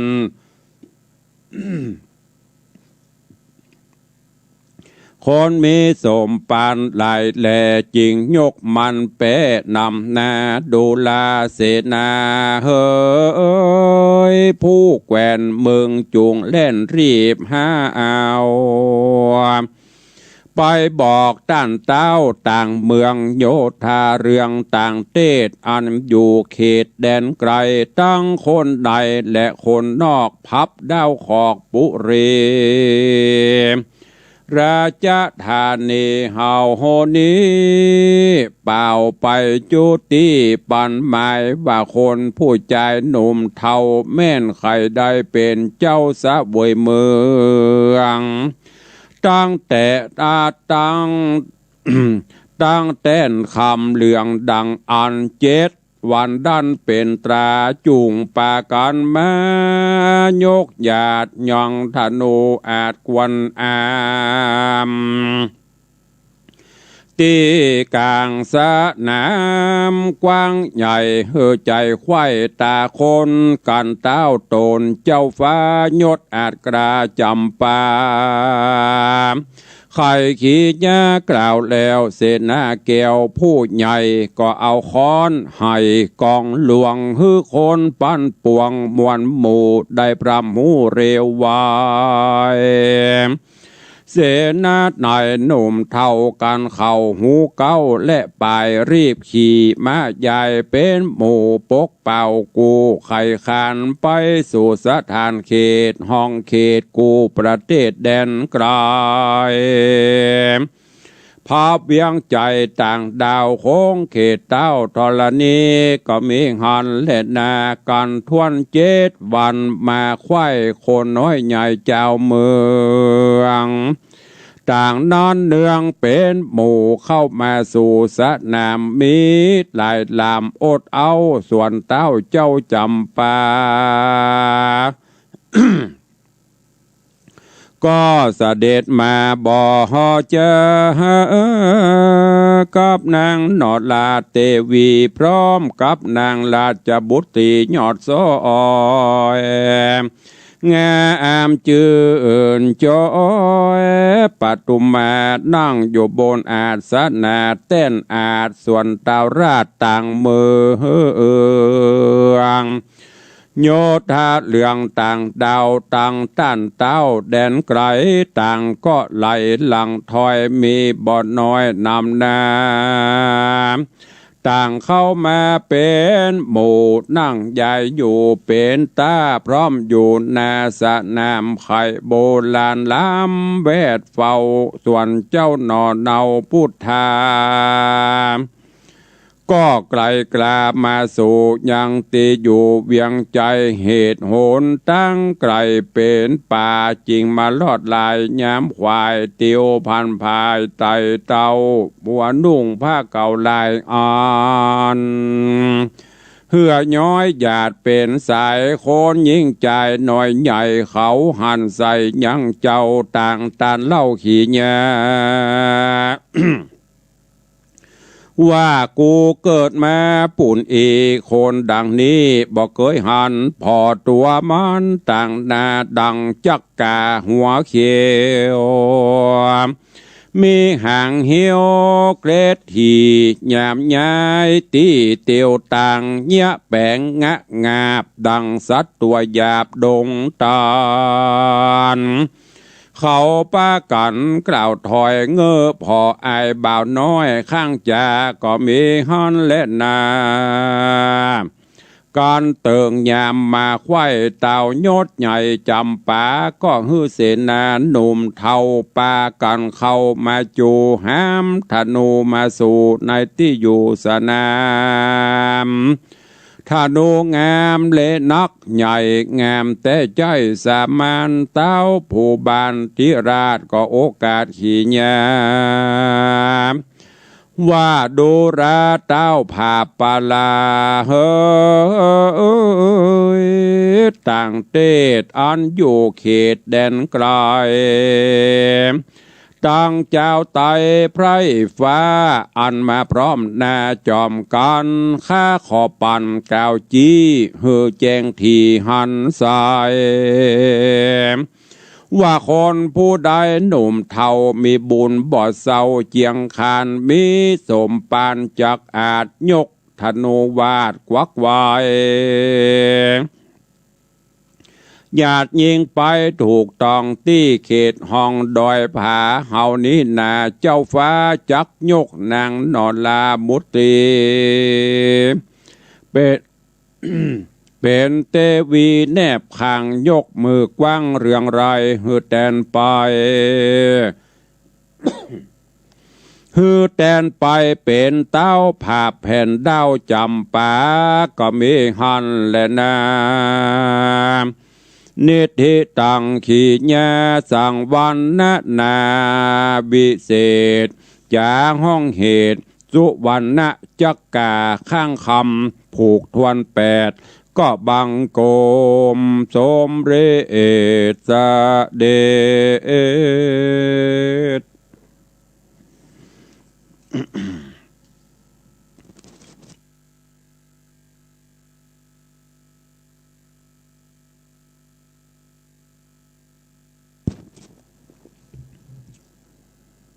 ก็จบไปหนึ่งผูกก็ได้ศีลละผูกเนาะศีลนี้ผูกนี้เป็นผูกทวนที่8ก็เดี๋ยวเรื่องราวในตอนนี้ก็ก้อยไปสรุปในตอนหน้าแต่หูแน่ว่าตอนนี้พญาเจ้าเมืองไม่ยอมการไก่การเจ้ามันบักการนักมวยการพี่เลี้ยงบักการอย่างก็ได้มดแปลงขนาดแปลงหัวคำฮือยังเปิงใจเตื้อยังหาอุบายอยู่ถามธรรมะเปิ้นก็ตอบได้ถามยังก็ตอบได้ตอนนี้จะมีอย่างไปตั้งหน้าแหมก็ลองดูจะเนี้ยจะได้จะแก้ปัญหาจะได้ก็จิตตามฟังกันในวันพระวันศีลหน้าเนอะ ทีนี้ก็โป่งวางไว้เต้าอี้ก่อนก็ไปสรุปกันต่อในศีลหน้าก็เดี๋ยวเขาจะได้ร่วมกันสวดกรรมฐานแบบปืนบานละนานั่งทำสมาธิตอนนี้ก็เจริญปอน ตอนฮับญาติโยมที่เข้ามาก่อนนอตะกี้เตะทำบริตักตายก็เดี๋ยวตั้งหน้าใหม่ก็ตักตายใต้รายการเจริญพรคุณโยมปีเตาโดยสุเทพเนอะวันพุธวันฮือปะกันนะ เตรียมเดิมพันไว้เยอะๆนะ อันนี้ไปเพื่อหมู่เฮานี่เนอะท่านสทแล้วก็ในนามของท่านพระครู นิมนต์ประเทศโยมท่านสทโยมท่านสทสุจิราธรรมนีตัวเนอะกำลังรับชมรับฟังโดยสุเทพฝนตกนอนหลับเนอะ ฝนตกดักปิ้งหลับบึ้นให้ขึ้นไปฟังเทศน์ฟังธรรมกันอยู่เจริญปอนโยมแม่ชีจิดาภาเรืองทองเคเนอะแม่ชีกลับมาฟังวันนี้เจริญปอนคุณยายวรรณากำลังเข้ามาชมขอบคุณขอบใจทุกท่านตัวเองก็ เป็นกำลังใจเรื่องกันและกันนะทุกวันพระวันศีลวันนี้พิเศษนะ2 รอบเจ้า6 โมงป่าย6 โมงป่ายถึง7 โมงจบไป1 ผูกช่วงบ่ายก็มาพบมาปะกันแถมแฮมเบิลไปบวนเด้อ วัดอย่างกวงเมื่อคืนนี้ก็มีการเทศน์โดยท่านเจ้าคุณภาวนาธรรมาภิรัตน์วันนี้โยมขนาดถ้าจำได้ไปสิ้นแล้วนี้ไปก็เอาเป็นว่า วันนี้เราได้ฟังน้ำฟังธรรมกันจบไปเวลาก็ล่วงเลยไปนักแก่แล้วเนอะตอนนี้ไปก็เชิญทุกท่านตั้งอกตั้งใจสวดกรรมฐานหลังจากที่สวดกรรมฐานเสร็จก็จะได้นำทำสมาธิแผ่เมตตาหยาดน้ำไม่ตานแล้วท้ายรายการก้อยปบปะตักตายกันตั้งหน้าใหม่เนอะ ใครที่เข้ามาตั้งเฟซใครอู้หน้าใหม่ก็จดเบอร์ไว้ก็เดียวเขายังมีแถมรายการหนึ่งตักตายกันหน้าใหม่ถ้าเฟซนี่มันเขาพิมพ์ไปเปิ่นพิมพ์มาแต่ถ้าหน้าใหม่นี่ม่วนได้อู้กัน ก็เตรียมไว้ตอนนี้ไปก็พักผ่อนอิริยาบถมันต้องพักเมินเนาะตัวลุงอย่างนั่งนี่ทีเดียวนี่เกือบจะไปละชั่วโมงปลายละนั่งเก้าอี้ตัวเดิมที่เดิมนี่เพื่อมันเสียเวลาก็เดียวกับสวดกรรมฐานเสร็จเขาก็ตักตายกันเนาะใครจะจุดธูปจุดเทียนแหมก็จุดเนอะ ตั้งจิตตั้งใจให้ดีเข้าสวดกรรมฐานพร้อมกันณโอกาสบัดนี้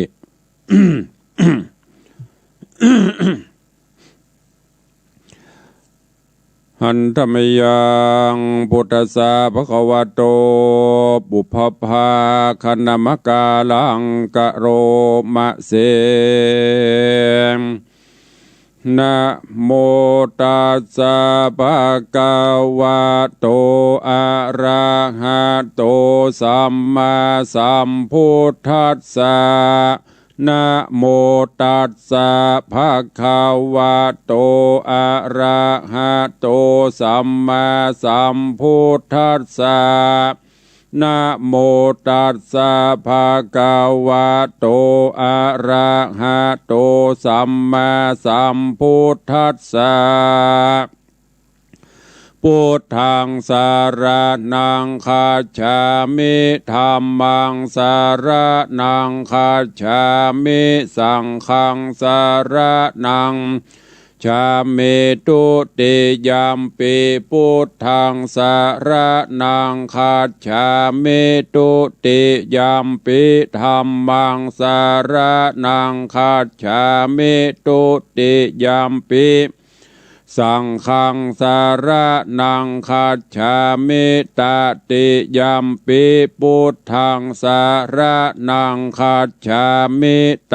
ติยัมปิธัมมังสารนัง คัจฉามิตติยัมปิสังฆังสารนังคัจฉามิพุทธังชีวิตังยาวะนิพพานังสารนังคัจฉามิธัมมังชีวิตังยาวะนิพพานังสารนังคัจฉามิสังฆังชีวิตังยาวะนิพพานังสารนังคัจฉามิปุนะโมพุทธายะนะโมธัมมายะนะโมสังฆายะอัปปะมะโนพุทโธ อาปามาโนธัมโมอาปามาโนสังโฆพุทโธเมนะโธธัมโมเมนะโธสังโฆเมนะโธกัมมัฏฐานังเมนะทังกัมมัฏฐานาตายะกาจลิโยเม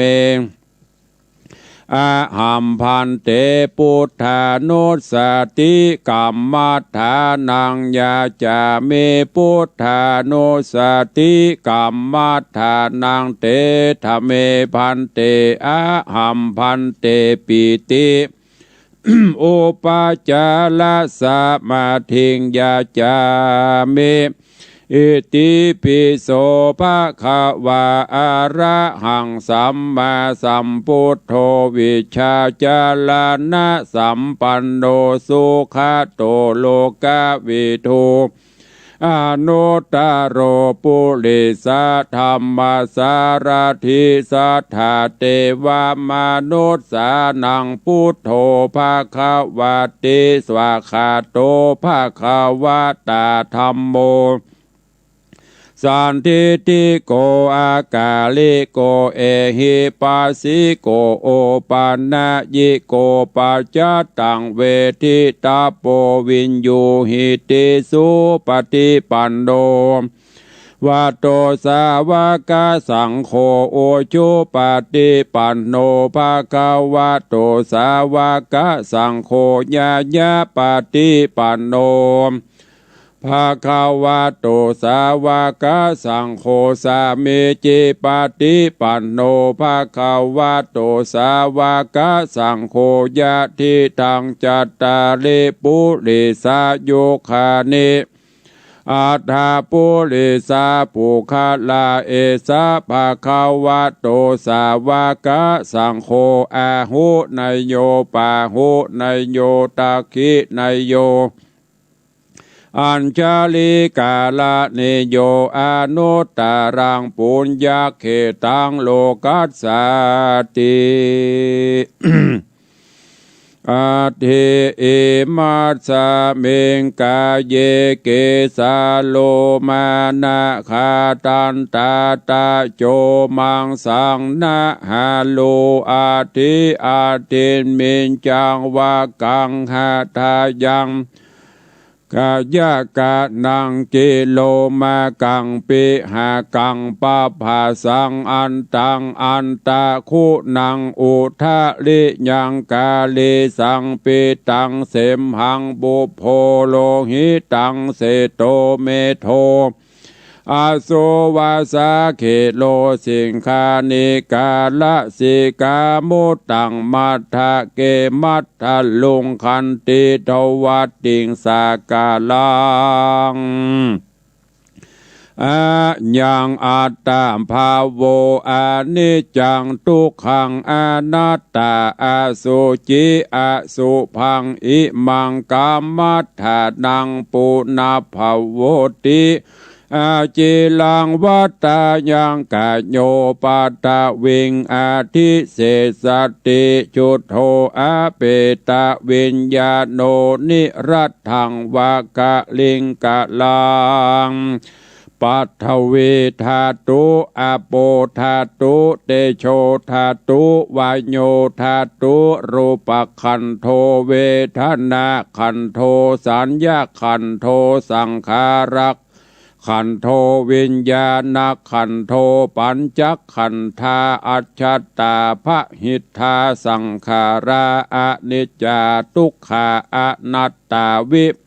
ปาลินามะธรรมาอนิจจาวาตาสังขาราอุปาทวัยธรรมิโนอุปัจจิตวานิโรจันติเตสังวูปัสสะโมสุโขนา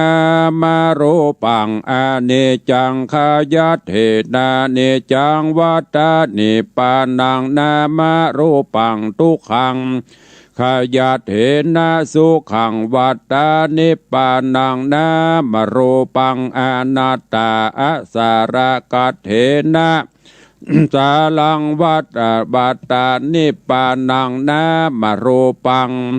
อาเนจังนามรูปังทุกขังนามรูปังอนัตตานิจจังวัฏนิพพานังสุขังวัฏนิพพานังสาลังวัฏนิพพานังนิพพานังปรมังสุขัง อิติปิโสภะคะวะตานะปัลลาเมสัมปันโนตานะโอปาปัลลาเมสัมปันโนตานะปารามาทาปัลลาเมสัมปันโนเมตตาติกาลุนาโมเดตาโอเปคาปาละเมสัมปันโนอิติปิโสภะคะวาสีละปาละเมสัมปันโนศีลาอุปปาละเมสัมปันโนศีลาปรามาทาปาละเมสัมปันโนเมตตาติกาลุนาโมติตาอุเปคาปาละเมสัมปันโนอิติปิโสภะคะวาเนคัมมะปาละเมสัมปันโนเนคัมมาอุปปาละเมสัมปันโนเนคัมมะปารามัทธาปาละเมสัมปันโนเมตตาไมตรีกรุณาโมทิตาอุเปกขาปาละเมสัมปันโนอิติปิโสภะคะวาปัญญาปาละเมสัมปันโนปัญญาอุปปาละเมสัมปันโนปัญญาปาระมัทธาปาละเมสัมปันโนเมตตาไมตรีกรุณามุทิตาอุเปกขาปาละเมสัมปันโนอิติปิโสภะคะอิติปิโสภะคะวาวิริญญาปาละเมสัมปันโนวิริญญาอุปปาละเมสัมปันโนวิริญญาปาระมัทธปาละเมสัมปันโนเมตตาไมตรีกรุณามุทิตาอุเปกขาปาละเมสัมปันโนอิติปิโสภะคะวาขันติปาละเมสัมปันโนขันติอุปปาละเมสัมปันโนขันติปรามัทธปาละเมสัมปันโนเมตตาไมตรีกรุณาโมติตาอุเปกขาปาละเมสัมปันโนอิติปิโสภะคะวาสัจจะปาละเมสัมปันโนสัจจะอุปปาละเมสัมปันโนสัจจะปรามัทธปาระเมสัมปันโนเมตตามากเมตตาไมตรีกรุณามุทิตาอุเปกขาปาละเมสัมปันโนอิติปิโสภะคะวาอธิฏฐานะปาระเมสัมปันโนอธิฏฐานะอุปปาละเม สัมปันโนอธิฏฐานะปรามัทธปาละเมสัมปันโนเมตตาไมตรีกรุณามุทิตาอุเปกขาปาละเมสัมปันโนอิติปิโสภะคะวาเมตตาปาละเมสัมปันโนเมตตาอุปปาระเมสัมปันโนเมตตาปรามัทธปาระเมสัมปันโนเมตตาไมตรีกรุณามุทิตาอุเปกขาปาละเมสัมปันโนอิติปิโสภะคะวาอุเปกขาปาละเมสัมปันโนอุเปกขาปรามัทธปาระเมสัมปันโนอุเปกขาปรามัทธปาละเมสัมปันโนเมตตาไมตรีกรุณามุทิตาอุเปกขาปาละเมสัมปันโนอิติปิโสภะคะวาทัสสะปาละเมสัมปันโนทัสสะอุปปาละเมสัมปันโนทัสสะปรามัทธปาละเมสัมปันโนเมตตาไมตรีกรุณามุทิตาอุเปกขาปาละเมสัมปันโนอิติปิโสภะคะวาพุทโธพุทโธอนันตาทิคุณโนวัตตโสภะคะวาอิติปิ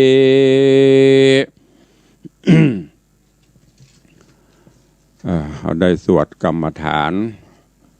เป็นตีปริปุณนังไปลำดับตอนนี้ไปเชิญทุกท่านได้ตั้งกายให้ตรงดำรงสติให้มั่นจะนั่งบนเก้าอี้จะนั่งพับเพียบนั่งคัตมาธิจะได้ก็ได้แต่ตั้งจิตตั้งใจเพื่อที่จะทำจิตสมาธิภาวนาบอกควรแก่การละเวลาหลังจากนั้นเราก็จะได้มากล่าวกรรมแผ่เมตตากรวดน้ำเป็นลำดับไปเนอะตอนนี้ไปเชิญทุกท่านได้นั่งทำสมาธิภาวนาบอกควรแก่การละเวลาตั้งจิตตั้งใจตั้งกายให้ตรงดำรงสติให้มั่นเกยใจพุทโธก็หายใจเข้าออกเข้าลึกๆหายใจออกยาวๆหายใจเข้าลำลึกถึงคำว่าพุทธหายใจออกลำลึกถึงคำว่าโธหายใจเข้าลำลึกถึงคำว่าพุทธหายใจออกลำลึกถึงคำว่าโธเสมอต้นเสมอปลายเนอะตรงกับกรรมบริกรรมของเรามันจะว่าหายใจไปติ่งบริกรรมไปติ่งคือมันลึกๆยาวๆหรือจะใจสัมมาอรหังสัมมาอรหังก็ได้หรือจะใจยุบหนอพองหนออีกก็ได้ตามที่ถนัดเนอะเริ่มปฏิบัติณโอกาสบัดนี้ เ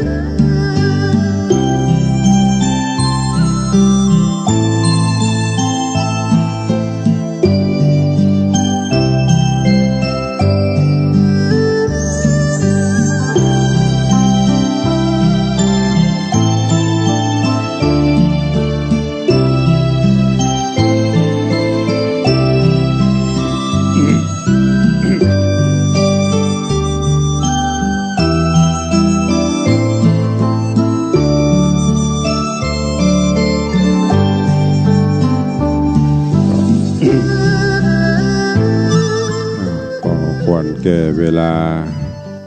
เชิญทุกท่านได้ถอนสมาธิต่อไปเตรียมตรวจน้ำแบบปืนบ้านลั่นหนาเด้อ ถ้ามีน้ำที่ได้เตรียมไว้ก็เตรียมหยาดน้ำบ่มีก็บ่เป็นอย่างเด้อมีก็หยาดน้ำจิตน้ำใจตั้งจิตตั้งใจแผ่พละบุญกินบุญทานนึกถึงใบหน้าป่อแม่ปู่ย่าตายายป่อเวแม่มอนบุคคลนั้นเป็นที่ฮักผัวเมียลูกเต้าญาติวงศาที่ได้ล้มหายตายจากไปตั้งจิตตั้งใจแผ่บุญกุศลที่เขาได้ฟังเทศน์ฟังธรรมได้กระทำบุญกุศลในกาลบัดนี้ไปให้เปิ่นตลอดจนเจ้ากรรมนายเวรเจ้าบุญนายบุญทรัพย์ประสัตทั้งหลายพระภูมิเจ้าตีผีหอผีเฮือนเตปาอาหักดาวเจ้าตัวโลกกับบ้านตั้งสี่ก็นึกถึงอธิษฐานจิตส่งไปณโอกาสบัดนี้ อิตังตานากรรมังเนปานาปัจจโยโหนตุโนเนจังอิตังศีลกรรมังเนปานาปัจจโยโหนตุโนเนจังอิตังภาวนากรรมังนิพพานาปัจจโยโหนตุโนนิจังยังกินจิกุสลังกาตาปังกัมมังสัพเพหิอัมเพหิกะตังปุญญังโนอนุโมทันตุสุนันตุพนโตเยเตวาอาสะมิงทานเนอาทิคตาทิขายุกาสะทาโหนตุสัพปะสัตตาสุขีอัตตานังปาริหารันตุมาตาปิตาสุขิตาโหนตุทุกขปามุจจันตุสัพเพญาตากาสุขิตาโหนตุทุกขาปามุจจันตุสัพเพอะญาติกาสุขิตาโหนตุทุกขาปามุจจันตุสัพเพปิสาสัพเพยัคขาสัพเพเปตาสุขิตาโหนตุทุกขาปามุจจันตุสัพเพเทวาสุขิตาโหนตุทุกขาปามุจจันตุสัพเพอาจาลิโยปัจจญาสุขิตาโหนตุทุกขาปามุจจันตุสัพพะสัมปัตตินังสามิจันตุโวพุทโธมังกาลาสัมพุทโธสัมพุทโธติปาทุตตะโมพุทธมังกาลามะกัมมะสัพพะทุกขาปะมุนจะเลธัมโมมังกาลาสัมพุทโธกัมปิโลตุตะโสอะนุงธรรมะมังการะมากัมมะสัพพะพญา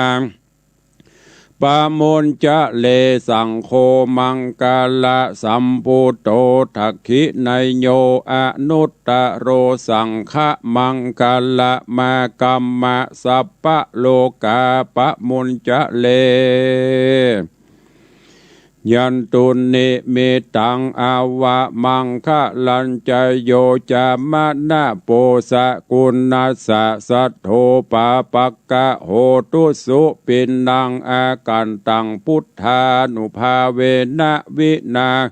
สะเมนตุยันตุนิมิตังอาวะมังคะลัญจโยจามะนะโปสะกุณัสสะสัทโธปาปักกะโหตุสุปินนังอากันตังธัมมานุภาเวนะวินาสะเมนตุยันตุนิมิตังอาวะมังคะลัญจโยจามะนะโปสะกุณัสสะสัทโธปาปักกะโห ตุโสปินดังอากันตังสังขานุภาเวนะวินาสเมนตุ กราบขมาพระรัตนตรัยเนอกาเยนะวาจายาวะเจตสาวาพุทเทกุกัมมังปะกตังมะยายังพุทโธปฏิคันหันโตอัจฉยันตังกาลันตะเรสังวริตุงวะพุทเทกาเยนะวาจายาวะเจตสาวาธัมเมกุกัมมังปะกตังมะยายังธัมโมปฏิการหันตุอัจฉยันตังกาลันตะเลสังวริตุงวะธัมเมกาเยนะวาจายาวะเจตสาวาสังเคกุกัมมังปะกตังมะยายังสังโฆปฏิคันหันตุอัจฉยันตังกาลันตะเรสังวริตุงวะสังเควันตามิพันเตสปังอัปปาราทังขมะทะเมพันเตมยากะตังปุญญังสามินาอนุโมทิตาปังสามินากะตังปุญญังไมหังตาตัปปังสาธุสาธุอนุโมทามิ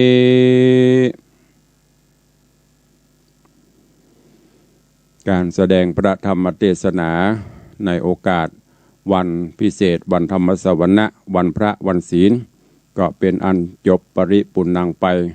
ก่อนที่จักได้อนุโมทนาฮือบอนวันนี้ขออนุโมทนาประชาสัมพันธ์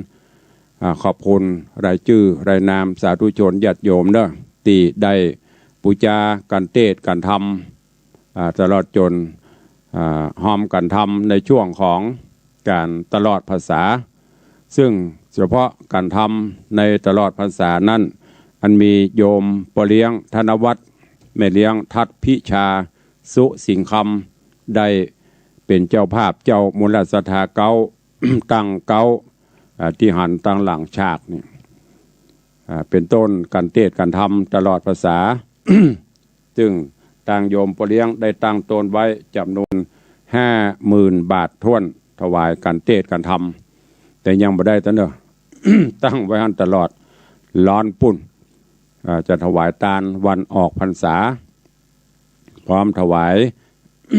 กระน้ำกับไฟบำรุงสถานีวิทยุวัดฝ่ายหินตัวเองอนุโมทนาบุญกับโยมแม่จันดีวิสุทธินันท์เจดีย์แม่ครัวปูจาการเทศการทำตลอดภาษา 1,500 บาทโยมแม่ปราณีพยัคฆ์ไคหพลบ้านหนองแต้นถวายกันเทศตลอดพรรษา 1,000 บาทแม่อุ้ยมอนลอยสุดใจปุกบ้านวังสิงคำถวายกันเทศตลอดพรรษา 500 บาทแม่อุ้ยมอนจันคำแสงบุญถวายกันเทศตลอดพรรษา 300 บาทแม่อุดคิดชัยถวายกันเทศตลอดพรรษา 200 บาทแม่สุพรรณาอิมังบ้านปากร้องปะสังถวายกันเทศ 200 บาทแม่อุ้ยจันดีสุขเจริญ 300 บาทแม่ศรีนวลลันจวน300 บาทแม่จันตาหินศีล200 บาทแม่สุภาอุปนันท์บ้านหนองหานสันทราย100 บาทแม่ครูเด่นทองจันที500 บาทแม่ไข่แก้ววงคำ บ้าน บ้านบวกก5นครเจดีย์ละปูน200 บาทแล้วก็มีอันนี้ส่วนเดือน12เปงหรือว่าประเพณีเดือน12 การพิเศษมีแม่เดือนบุญปิยะจันทร์ดอยซิว300 บาทป้าหมอวงสว่างแม่หมอพิมพันธ์การจนะกมลคลินิกป้าหมอวงสว่างสันปะคอย 1,000 บาทแล้วก็มีโยมธนวัฒน์โยมปเลี้ยงธนวัฒน์แม่เลี้ยงทัดพิชาสุสิงคำนี้ตั้งการพิเศษในช่วงของเดือน12 เปงเขาก่อนตั้งไว้ 3,000แล้วก็เพิ่มเติมแหม 2,000 เป็น 5,000 บาทอุทิศกุศลให้ปิตามารดามีป่ออุ้ยมอนสิงคำแม่อุ้ยมอนสุใจแก้วและป่ออุ้ยแม่มอนสุริยะตระกูลบุคคลอันเป็นที่ฮักที่เคารพนับถือได้เดียจากไป พ่ออินเดชแม่เพ็ญศรีคัตติรสบ้านกำแพงหินเทพเสด็จดอยสะเก็ด200 บาทพ่อสุวิทย์แม่สุนีรัตน์เขื่อนแก้วต้าบะโอ300 บาทร้านร่มใบบุญสังฆพันธ์ประตูเชียงใหม่100 บาทแม่จันฟองละออบ้านปงดอนแจ้โฮมลำปาง100 บาทแม่อุ้ยมอนจันยาสมุทรบ้านน้อยสันกำแพง1,000 บาทโยมเด่นโยมรัตนาอุ่นแก้วพร้อมครอบครัว200 บาทแม่แสงเอ้ยเตชะตาบ้านดอยซิว500 บาทครอบครัวนายสมชายนางจันเรืองปิยะจันดอยซิว500 บาทแล้วก็การพิเศษเดือน12เป็งก็มีเพิ่มเติมมีแม่บุญชุมบุญพิมลพร้อมครอบครัวแม่แฝกใหม่หมู่หนึ่งอุทิศกุศลเฮอป้ออุ้ยจันตาแม่อุ้ยปุ๋ยคำจมและญาติพี่น้องผู้ลงรับไป500 บาทแม่อุดคิดชัยพร้อมครอบครัวบ้านกอกมนอุทิศกุศลเฮอแม่มอนจันคำจุมพูป้อวิถาแม่อุ้ยนางคำดวงดาว500 บาทแม่อุ้ยมอนจันคำแสงบุญพร้อมลูกหลานอุทิศกุศลฮือป้อสางแดงแม่เท่ายุ่ยณลำปาง300 บาทมีแม่น้อยพันธุศีลพร้อมครอบครัวอำเภอฝาง200 บาทป้อขาวแม่คำสุขชุ่มพระวงศ์อุโมงค์ละปูน200 บาทแม่ปราณีพยัคฆ์ไคหพลหนองแต้นอุทิศกุศลฮือป้อวิสิงห์แม่วิออนทิพาทองยมป้อร้อยตรีชันชัยพยัคฆ์ไคหพลและญาติกาพี่น้องป้ออุ้ยแม่มอนญาติสนิทมิตรสหายตลอดจนถวายทานไว้ไปหน้า500 บาทแม่อุ้ยวันศรีอินตะนางแลบ้านนางแลเชียงไฮ้แล้วก็มีแม่อินจันมาเรืองบ้านหนองแบนร่วมทำบุญ200 บาทร้านรักสัตว์โดยโยมแดงอุทิศกุศลฮือเจ้ากรรมนายเวรป้อเกิดไม่เกิดสรรพสัตว์ทั้งหลาย500 บาทแล้วก็นอกจากนั้นก็มี แม่พัดข่าวงามอุทิศกุศลฮือป้อถึงขันตาแม่ผันขันตาป้ออินข่าวงามตลอดจนเตบุตรเทวดาป้อเกิดไม่เกิดเจ้ากรรมนายเวรจำนวนปัจจัย1,000 บาทขออนุโมทนาบุญขอบคุณครับ แม่แก้วพาใบวุฒบ้านป่าคาดอยสะเก็ดอุทิศกุศลฮือป้อดวงจันทร์สุรินทร์แก้วแม่คำเอ้ยโทนอินตานายอนันต์สุรินทร์แก้วแล้วก็ป้อจรัสใบวุฒแม่อุ้ยมอนลอยสุดใจปุกบ้านบางสิงคำอุทิศฮือป้อฮือแม่อันมีป้ออุ้ยแล้วก็แม่อุ้ยทาป้อจันแม่ยวงป้อจันบุญยวงนางสาวแสงล่าบุญยวง300 บาทแม่อัมพาเสวยราชบวกเปาดอยสะเก็ดบอกเปาร้องแยงหนองแยงสันทรายอุทิศกุศลฮือป้อวิถาแม่อุ้ยแก้วบุลือป้ออุ้ยนันปันแม่อุ้ยใจโนคำป้อเลยเสวยราชและญาติพี่น้อง300 บาท นี่เดือน12เพลงนี่เนอะแม่คำอินโปที่มาบ้านปะเงะตำบลออนใต้อำเภอสันกำแพง300 บาทแม่อุษาบุญชุ่มใจลวงเหนือดอยสะเก็ดถวายกันเทศตลอดภาษา500 บาทถวายกันเทศกันพิเศษเดือน12เพลงแห่ม500 บาทอุทิศกุศลฮือป้อน้อยสิงแก้ป้อน้อยสิงคำแม่นางไหลบุญเพิ่มพูนป้อน้อยเมืองแก้วแม่อุ้ยจันทิพย์บัวมะลิป้อพุทธแม่สุธรรมยานะและญาติพี่น้องแม่สีนวลลันจวนอุทิศกุศลฮือป้ออุ้ยสมแม่อุ้ยติ๊บขาวฟั่นป้ออุ้ยสมลันจวนแล้วก็มีโยมแม่จันเพนคำโปธาร่วมทำบุญที่วัดยังกวงวันนั้น500กับของไผ่บหุแหม100นอกจากนั้นขอบคุณอนุโมทนาโยมจันต้าโยมโยงเนอะร่วมทำบุญอุทิศกุศลฮือป้อลายใสแม่เท่ายุงที่ถึงแก่กรรมไปแล้วก็มีโยมก่อคำลุงกรนี่แต่เจ้าก็ประกาศไปรอบหนึ่งละโยมจันต่อโยมละอูเด็กชายอ่อนแรงแม่ริมขอบคุณกับโยมไอ้พรตรีบุญชัยโยมพี่แสงสาบุญชัยเด็กชายแสงเมืองบุญชัยเนอะถวายกันทำ12เพลง500 บาทร่วมทำบุญสร้างห้องน้ำ500อุทิศกุศลฮือแม่จำแม่เท่ามูแล้วก็นายหนอรัตตานอกจากนั้นก็มีโยมอะไรอย่างนี้ โยมเมีย โยมจังอุทิศกุศลให้พ่อเฒ่ามูลิ่งแม่เฒ่านางได้ถวายทานกันเทศน์กันธรรมแล้วก็มีโยมป่อเฒ่าพงแม่เฒ่าบัวเงินบุญชัยเนอะอุทิศกุศลให้พ่อเฒ่าลายใสแม่เฒ่ายุงในคำเด็กหญิงแรงทำสร้างห้องน้ำ500แล้วก็กันเทศน์กันธรรมตัวขอบคุณอนุโมทนาบุญตัวเอาแล้วเนาะพอควรแก่เวลาก็จะได้ตักได้ตายได้อู้ได้จ่าตั้งหน้าไม้ตอนนี้หน้าไม้ญาติโยมศรัทธากำลังฟังกันหลวงหลายอยู่ตั้งหน้าไม้ไม่ได้อู้เด้อแต่ตั้งหน้าจอ ตอนนี้ก็มีเพิ่มเติมจากท่านสทสุชิราธรรมนีแล้วก็มีโยมละไมไทยแลนด์โยมปราณีภาษาอังกฤษนะบอนสีกะ อ่านไปได้เนอะอ่านได้ลัดไปนะ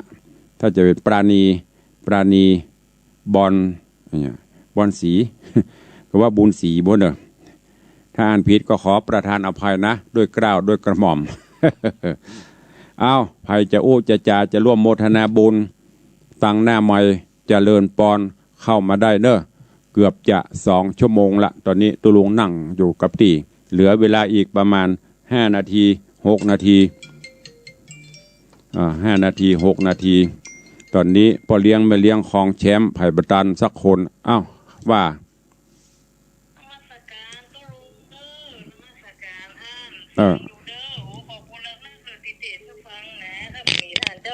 ได้ฟังอีแล้วก็มีการทำไปได้เตี้ยจะได้กับการมันนักนะกะบุญปกป้าสาท่านเลยมันยังจะฟ้า15จันดีนี่ผมปกป้าสาท่านเลยสาธุภาพท่านเลยขอบคุณนะ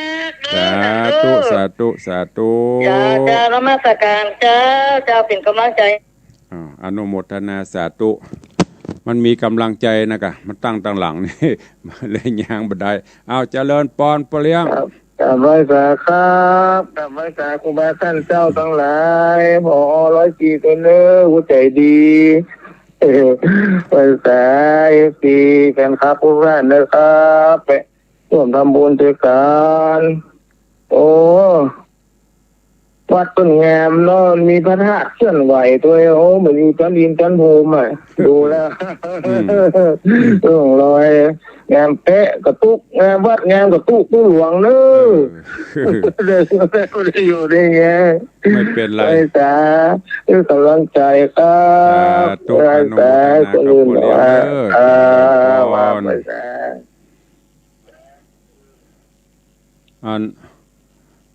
ตะกี้มันกระด้างเกิกเดึกจ้ะเลยบอกเม็ดเจ็ดไปกรุณาเอาเคลื่อนไหวด้วยฮะถ้าไหวอีกก็ได้เพิ่มนะถ้ากระด้างเกิกเดึกอีกกระด้างเกิกเดึกเนอะ พอคอนโทรลเอาภาพเคลื่อนไหวไปเรื่อยๆยังแขวนหน่อยโวยล้ำก็ไม่ได้อ้าวสายต่อไป 081-783-6540 มีใครฟังพ่องก็ว่ามีกับพ่อเลี้ยงกับแม่เลี้ยงถ้ามีกับพ่อเลี้ยงกับแม่เลี้ยงจะยกมาฟังที่วัดบัดเทศละบออกอากาศละเอาจันคำบ่ได้เดี๋ยวป้าไข่หัวแห่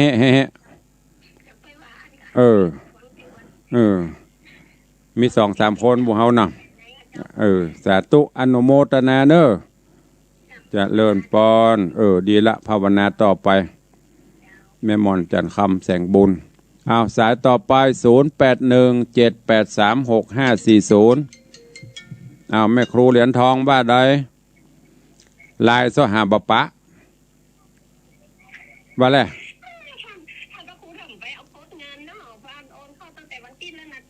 ก็นะโอนแล้วนะแต่ว่าจะนี่อย่างพ่องจะโอนอุทิศหรือไผ่บุหุมันได้พอในลายญาติพี่น้อง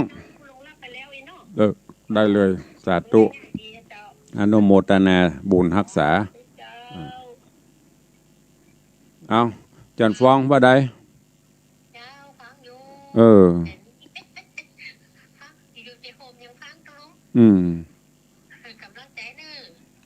สาธุอนุโมทนาบุญรักษาเนอสายต่อไปใครจะอุดตัวเข้ามา กำลังมี4 สายเทศ2 ชั่วโมงเสียงพอแหบพอแห้ง ไม่ได้ลุกไปสติมีคนฟัง4 คนเตี้ย เดี๋ยวแล้ว12 เพลงพอเลี้ยงตาลกันทำแล้วจะย่างละบันไลละวันนี้ปะทเขาตาปะปือปะมือนี่ไงกับเนี่ยกับไม่เลี้ยงว่าได้ขอบพระคุณหลายๆนะจะย่างก็กึดเติงหาผายกึดเติงหาตุลวงพ้องโทรมาเด้อก็ว่าบ่กึดเติงหากันพอในเฟซในไลน์เต็มนี่เลยนี่มันไปฟังต่างไลน์ปุ่นได้หันตัวแต่ไม่ได้อู้กันทำวะที่ค้านพิมพ์เนอะมันคอมเมนต์มาปุ๊บมาพิมพ์เข้าไปตอบปนปอต้อจะเป็น50ปุ่นไปแล้ววันนี้วันค่ำ นั่งพิมพ์เอาเป็นว่าขอบคุณทุกคนใครจะร่วมโมทนาบุญตัวก็โทรเข้ามาได้คอมเมนต์เข้ามาได้เดือน12 เพลงใกล้เข้ามาละอย่างแฮมมอนแม่มอน2 รอบละยี่ใหญ่ฮัลโหล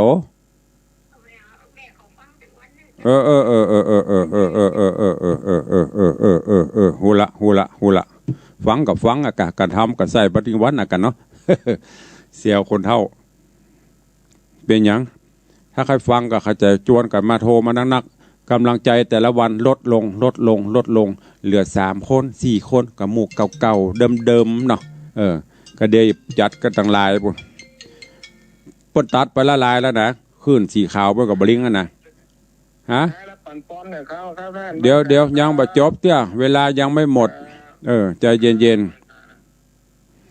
พ่อเลี้ยงก็จะฮับปอนจะไปเฝ้าพระอินทร์ละเดี๋ยวก่อนใจเย็นเ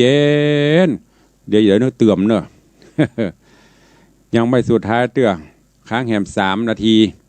อ้าวใครจะโอ้โตยเนี่ยมันมีใครฟังนะขึ้นสีขาวไปเลยตัดไปหมดละกูเตี้ยไม่เจ้าอยู่วันพุธกับวันเสาร์บัดเดี๋ยวนี้ไม่ได้ฟังแล้วเขาตัดไปหมดแล้วเดี๋ยว104เขาก็จะตัดต่อไปตุลงจะดูตั้งรับก็ดิ ดูตั้งนอนรับลุกสัก9 โมงก็ได้เจริญปอนฮะอย่างก็ฟังอยู่ที่ไหนถ้าบัดโทรมาพ่องถ้าบัดจมก็บัดโทรเนาะต้องรอจมถึงจะโทรน่ะนะฟังอยู่เจ้าแล้วจะไม่ได้ฟังนะเจ้าแล้วจะแล้วจะไม่ได้แล้วจะไม่ได้ฟังเนอะมีใครโทรมานะก็ตุลุงบอกตุลุงจมไม่ได้จมนะระวังพอเพิ่นพิจารณากันฮะพอหันเรื่องขึ้นสีขาวเพิ่นตัดออกไปละเพราะไม่มีคนโทรรายการไม่มีเรตติ้งเพิ่นก็เลยตัดออกไปก็เดียว104ก็ไม่ได้กะจันคำเหียป้นเลี้ยงเหียไม่เลี้ยงเหียไม่ครูเหีย5-6 คนตัดนะระวังรายการต่อไปแล้วจะไปให้หาตุลุงเนอะ ปนถ้าจาการทำเก้าเนี่ยอายุ60ปนจะเตะทุกฟังนะปีนี้58-59เข้ามาละย่างเห็นสัก2 ปีเนาะ60ก็เริ่มเตะใหม่นัมเบอร์ตอนซ้ายนะพอเลี้ยงจะฮับปอนละเวลาเลยมาละกระเดียวขึ้นสีขาวเพื่อจะลิงของเปิ้นเวลาหหมดละตั้งอกตั้งใจหยัดน้ำฮับปอนเด้อยะถาวาริวหาปุลาปริปุเรนติสาคลังเอวะเมวะอิโตตินังเปตานังอุปกปติอิจิตังปฏิตังตุมหังคิปะเมวัสมิจตุสเพปุเรนตุสังกปาจันโทปนะละโสยะถามณิโชติละโสยะถาบัดนี้หมายมีเจ้ามูลศรัทธาอุปาสกาอุปาสิกาหญิงใจทั้งหลายได้น้อมนำมายังมัทุบุภามาลาดวงดอกข้าวตอกดอกไม้ตลอดจนกีฬานับปัจจัยไตรยวัตถุทานทั้งหลายมวลฝูงนี้ร่วมโมทนาเป็นเจ้าภาพกันเตศกันทำน้อมนำถวายอุทิศกรปนาผลไปหาพ่อแม่พี่น้องปู่ย่าตายายญาติโกโหติกาสัมพันธวงศาญาติสนิทมิตรสหายปีป้าเอาอาตลอดจนพ่อเกิดแม่เกิดเทพบุตรเทวดาเจ้ากรรมนายเวรเจ้าบุญในบุญทรัพย์ประสัตทั้งหลายพระภูมิเจ้าตีพี่หอพี่เฮือนเตปาฮักเจ้าทั้งหลายสัมภเวสีเจ้าอันระยาดขันมิตรละเวเหโหนฮ้อนบ่ได้อาบอยากบ่ได้กินขอภายแผ่แบ่งบุญกินบุญทานนี่คือท่านเจ้าทั้งหลายได้เสวยแล้วได้โปนจัดติญญาได้พรากจากที่ทุกข์ของได้ถึงสุขสู่สุคติสวงสวรรค์พระนิพพานเจ้าบุญกินบุญทานทั้งหลายเล่าขอได้มาพิบาลประทานพรปกปักรักษาปกป้องคุ้มครองเจ้ามูลศรัทธาทั้งหลายได้อยู่ดีมีสุขเจริญบริโภคลาภลาภสการมดเสียยังทุกโศกโรคภัยพ พยันตรายอุบัติเหตุเพศภัยได้มากำกายละวีอยู่ดีมีสุขเจริญไปด้วยอายุวันนะสุขภละไปตลอดชีวิตการเหมือนกันกูคู่กูคนนะจุงจังมีสัพปีติโยวิวัชชันตุสัพพะโลโกวินัสสตุมาเตภาวะตวนตะไลโยสุขีตีขายุโกภาวะอภิวาตานาสีลิสนิจังวุธาปจายโนจัตตาโลธรรมาวัตันติอายุวันโนสุขังปะลัง